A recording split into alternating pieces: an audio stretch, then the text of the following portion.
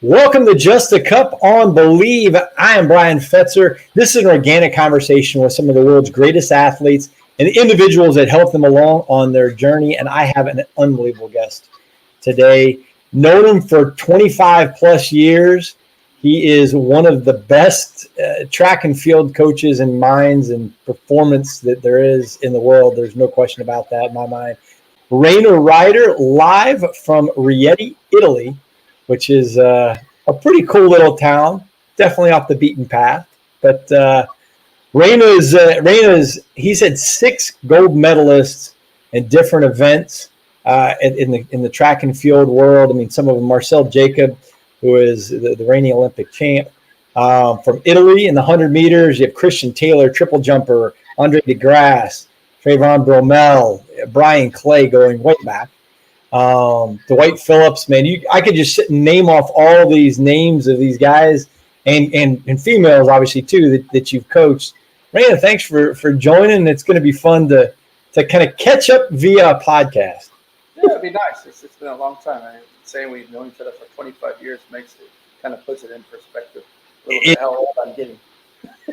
It has. I mean, I started thinking back to it and thinking, wow, like way back to Life College, in college, Life,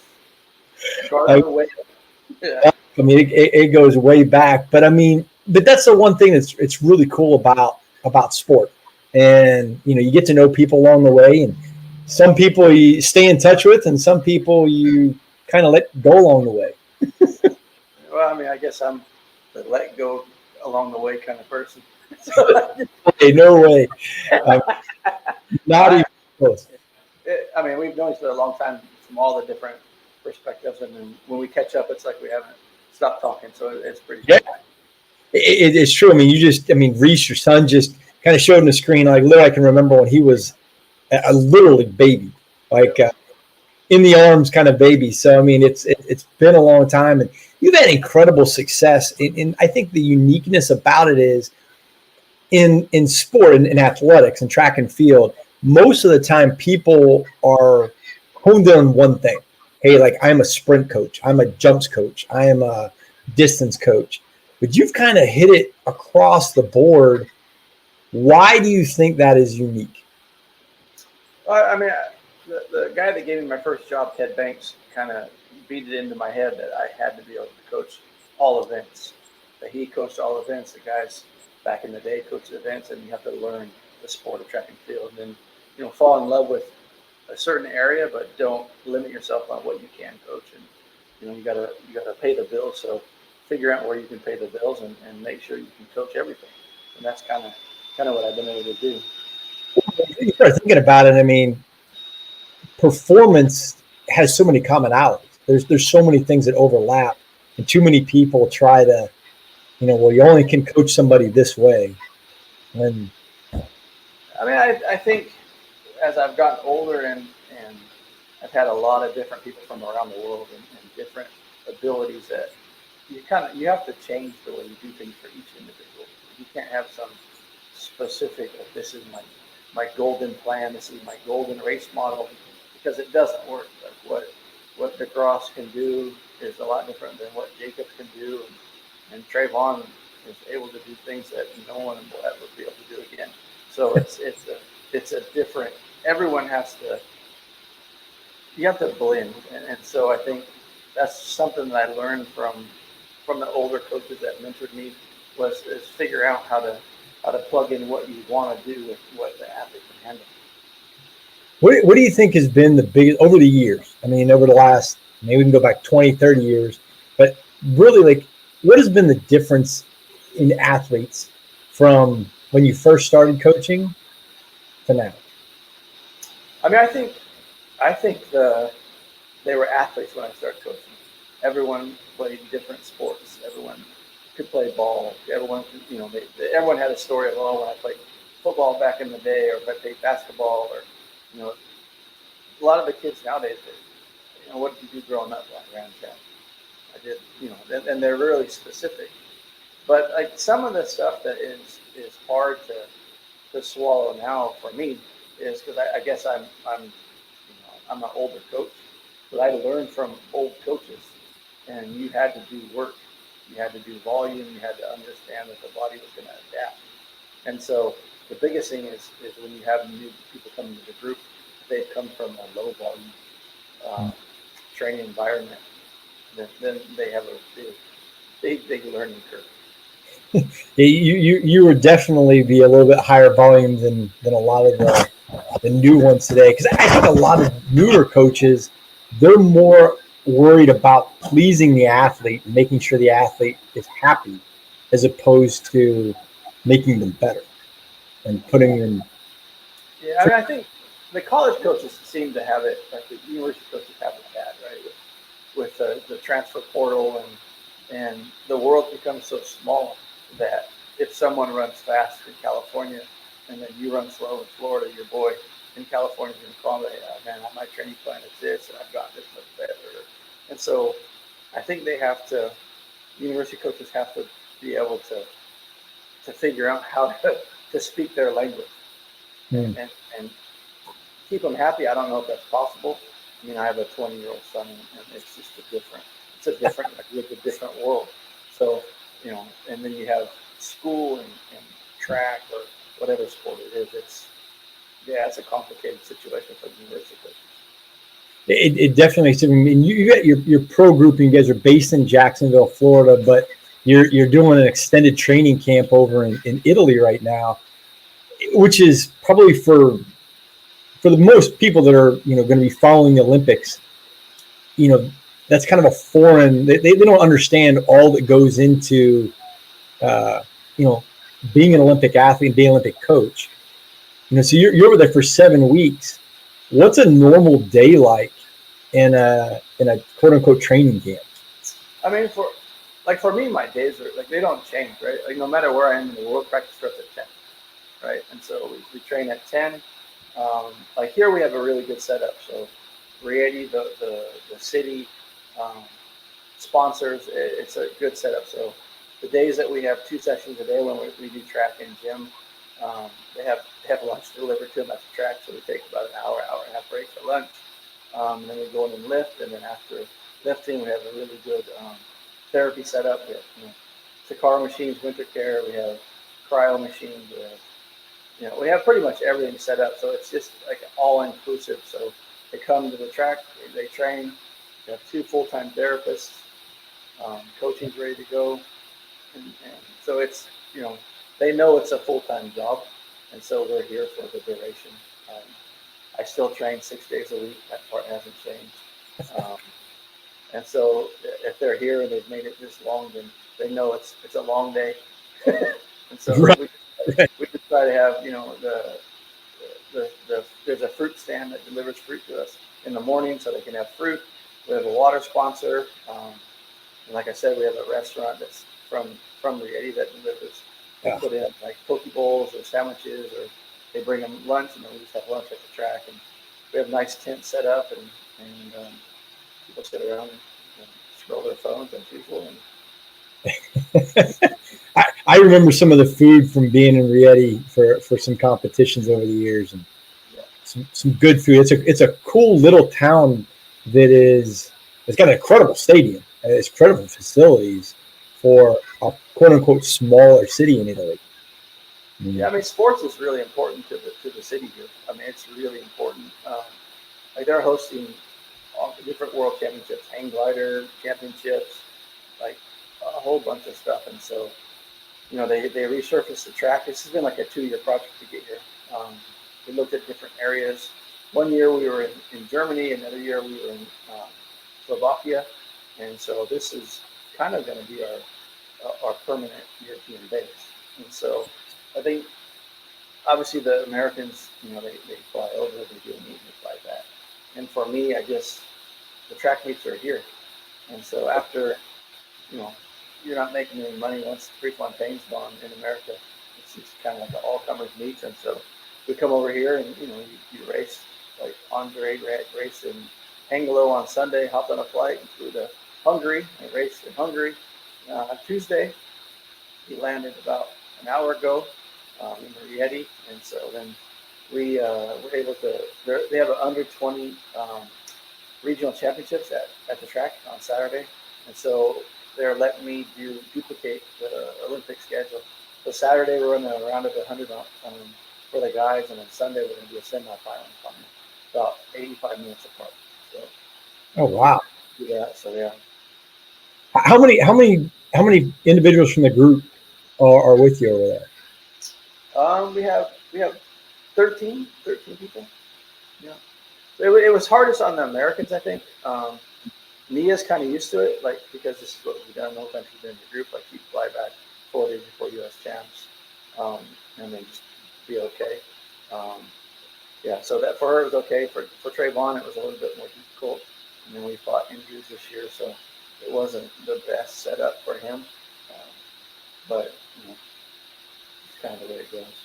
No, I mean, so you guys based in Joshua, the Tumbleweed Track Club. How did you come up with the name Tumbleweed Track Club? I've always been curious about this. Never asked you. Well, I mean, actually, it was Christian Taylor that came up with it because we had moved from, we were in Marietta, Georgia, we were in Daytona, we were in the UK, we were in Papendal, and he was just laughing because of, I always, from the very beginning when I started coaching, I wanted to be the best, and so whenever a job would open, I would take a look at it and move if I needed to. And so he just said, "Oh, you're the tumbleweed of track and field." So I'm like, "Shit, that's a good name." So, that's a great name. That is actually a great name, and obviously, and Christian's a pretty interesting fellow in itself. So I mean, I can see that's funny. That's really funny, actually. Yeah. What from a standpoint, you'd mentioned like modalities and so forth. I mean, everybody's got their different thought processes on stuff, but you've always, I think, in my personal opinion, you've always kind of been at the forefront of thinking, how do you recover better? How do you recover quicker? How do you get the most out of an athlete? What are some go-to things you're using right now from a recovery standpoint? Well, I think the biggest thing is winter care, so the car system, right? And so we have a few of those. It's a long scientific description of what that machine is. But if people go to Diamond Leagues and see all these different things, they'll see it's winter care. And so we have that set up. And then, we have cryo. We have a portable cryo. So it works off CO2. So we can do individual. Like if someone has something really sore right off the bat, you can do that. Winter care also makes a focal vibration machine. So like if we're warming up and if I see something that's going a little bit haywire warming up, I can put them with the physio and we can do some focal vibration and do some activation drills with this. And so, yeah, we have a lot of stuff. Well, because I mean, I laugh. I mean, so many times in the U.S. that's not involved in track and field, you say, "Oh, just get some ice on it. You're going to feel better." And I would always be like, "What in the world?" Yeah, I feel bad for the kids that probably go to the smaller schools. Mm-hmm. But I think the main schools, right? You got LSU, you got SC, you got the people that work, the top of what goes on. They probably have all the modalities and everything that works well. But the ice and stim days and the hydromat is probably long gone for most of the top guys. But I would hope so. Yeah. So I mean, I think because of Randy Huntington, right? Randy Huntington's been a mentor and a good friend since I was 20 years old, so a long time. And he was they always called him the gadget man. And so anytime something came up, it was, I'd call Randy, we'd have a conversation, this is how you can use it, this is what it's worth, and then I'd figure out how to, borrow it or get a loan for it or, spend kids' college fund for it or yeah. I mean, I remember, various times over the years going over to the Beijing and seeing some of the stuff that, he's had and he used, and you'd just be like, wow, like I would have never thought of it that way. But, track and field always seems to be what everybody emulates, just a lot later. Like you see that football or basketball, the track and field's been doing it for, years. Yeah, I obviously what we put their bodies through. I mean, they're training 10 months out of the year, right? There's no other sport that's training like that, and that there's no other. I mean, what are you going to do on an off day? You still got to put the work in. You're still going to do some type of movement, some type of running, bike, pool, whatever it is. So it's going to beat you up, and so we have to be able to, you know, 0.01 is going to make a difference between being famous and being a GOAT, right? Like, Yep. And so you got to be able to find that 0.001 per step every day to try not to beat up the athletes, to try and make them feel better. I mean, someone that's been a professional track athlete for 10 years, if they started running fast at 19, at 29, the rest of, you know, everyone in the world is always on 29. And in your head, you're going, oh, man, we don't have much left in those legs. Right. Right. Well, you know, we're Paul Doyle and I were talking about this on an episode a while back. We were talking about just kind of the evolution of women's sprinting and how like the hurdles right now are just out of control. I mean, what used to be super elite is now average almost in the hurdle races. What do you think is a test to like just the, I mean, almost vertical, you know, rise in at least in hurdle races, but just in some of the events in general? I don't know the question. I mean, I don't know where the ceiling just got moved up in the hurdles. It's always been fast, right? The hurdlers have always gone head to head. Go back, you know. But it used to be 12:50 when you make a team, and then it was, you know, someone might run 12:48 and not make a team. And yep. Unfortunately for me, 12:37 doesn't make a team. Where last year 12:40 won it, and right. So you just have people running out of their minds, and so it's, man. I mean, Nadine Visser just ran 12:46 Dutch girl. Crazy. Yeah, and I mean, the women's hurdle height is so low and relative to, you know, comparative to the guys. I mean, you get individuals that are super fast, and yeah, I mean, it's how fast can you go with a 188 stride length, right? Right. For that fast, if you can run, you know, 5 hertz for 2 steps with a 190 takeoff, then you're like, oh, okay, we're good to go. And then I don't know, you know, obviously I've done a lot of testing with shoes. I've looked at different tracks, and I'm just like, Jesus. Like the top 10 all-time list gets rewritten every year. Yeah. I mean, you think about with the 400 hurdles, you think about the very distinct possibility that somebody's going to run under 50 seconds with hurdles on the women's side is mind-blowing.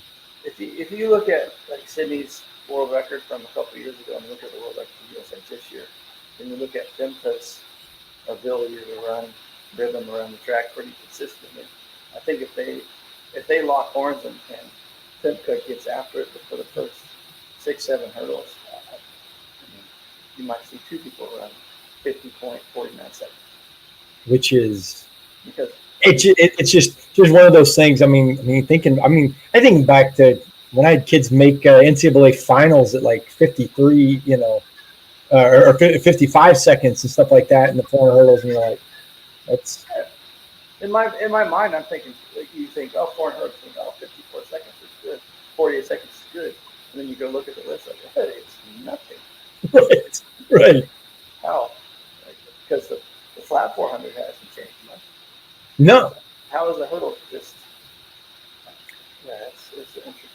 It's very interesting. You get you got like 12 athletes right now, you know, going to Paris for the games. What, is there anything different? I know I probably know the answer, but you know, doing a world championship or a regular year compared to Olympic year, how much different is the preparation? I think, World Championship year, since COVID and the way World Athletics decided to set up the schedule and jam back-to-back World Championships, I feel like the World Championships have been watered down. So I can't look at the World Championship as that. You know, when you go back-to-back, it's just, what did we just have, 2 Diamond League finals? Like we had a world championship and we had diamond cross. So that's how I feel about last year's world championship. So, but the Olympics is always different, right? Like, I mean, we're having a test race on Saturday and Sunday, and you got Sky Sports coming to film a test race. So, I mean, that's different. You have sponsors showing up. You have everyone who wants to know, what's going on. So, I think track and field becomes relevant every 4 years. Right. And so it's the Olympics, even for your regular people. I'm staying in a house with a couple of elderly ladies down below, and they don't know anything about track and field other than they know Andre DeGrasse and Marcel Jacobs and my son Ethan. And every day is like, go, go, go, Olympics, Jacobs, every day. That's it. So, yeah. So it's cool, but it's not the same. The Olympics is never the same. Right. The new Netflix series Sprint, comes out, and my wife and I watched it. I mean, it's interesting, but it only comes out every 4 years. That there's that push for like the Olympics, and I mean, you see so many of the athletes in commercials now and all that stuff that it's like almost. I remember one time somebody saying, well, what do they do the other 3 years? I mean, what do they do for a job? I'm like, you think they just stop? I mean, I to this day, I still have people ask me, like, they can make a living running track. You get paid to just tell people to run fast. It's still a thing. I mean, I get paid. I don't make a living, but I get paid. So